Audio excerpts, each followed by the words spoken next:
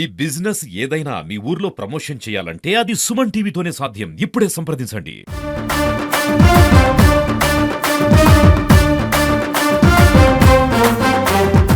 శ్రీ లక్ష్మీ చెన్నకేశవ స్వామి యొక్క రథోత్సవము ఇది గత 500 సంవత్సరాల క్రితం నుంచి జరుగుతూ ఉంది.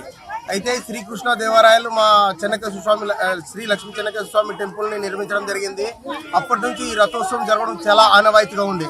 ఇక్కడ కుల మతాలకు అతీతంగా అంటే మొత్తం అన్ని మతాల వాళ్ళు అందరూ కలిసి చేసుకునే ఈ పెద్ద విజయదశమి పండుగను చాలా మహోత్సవంగా పలు గ్రామాలు మొత్తం ఈ నాలుగు గ్రామాల వాళ్ళు మేజర్గా ఈ రథోత్సవాన్ని మోస్తారన్నమాట.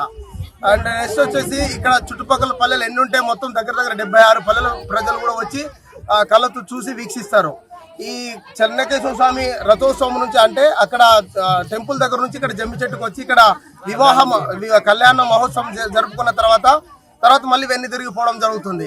మా కందనాతి మారెమ్మ అంటే కూడా ఫేమస్, కందనాతి లక్ష్మీ చెన్నకేశవ స్వామి అంటే కూడా ఫేమస్ సార్. ఎమ్మెడూరు మండలంలోని కన్నడగ్రామం చాలా ఎక్కువగా గుర్తుకొస్తూ ఉంటుంది. ఎందుకంటే ప్రతి చోట కూడా రథం అన్నది చక్రాల పైన నడుస్తూ ఉంటుంది. బట్ ఇక్కడ ఉన్న ప్రత్యేకత ఏంటంటే ఇక్కడ 4 గ్రామాలు కలిసి కట్టుగా ఉండి ఒక భగవంతుని వారి భుజాలపై దేవాలయం దగ్గర నుంచి కింద జమ్మి చెట్టు దాకా వాళ్ళు తీసుకొస్తారనమాట. ఈ జమ్మి చెట్టు దాకా తీసుకోవడం అనాది కాలం నుంచి వస్తుంది. హరిహర బుక్కరాయల కాలం నుండి ఈ దేవాలయానికి చరిత్ర ఉంది. దాదాపుగా ఇది ఆ కాలం నుండి చెప్తున్నాం కాబట్టి ఆల్మోస్ట్ నియర్లీ 1600 ఇయర్స్ చరిత్ర ఉన్నట్టుగా మేము చెప్పుకోగలుగుతాం అనమాట. అండ్ ఇక్కడ జరిగే ప్రతిదీ కూడా ఈక్వల్స్ టు తిరుపతికి ఎలాగైతే అనుసంధానంగానే ఉంటుందన్నమాట. అండ్ ఈ రోజు జమ్మి తర్వాత ఈరోజు సాయంకాలం మళ్ళీ ఫార్వర్డ్ సేవ కూడా ఉంటుంది.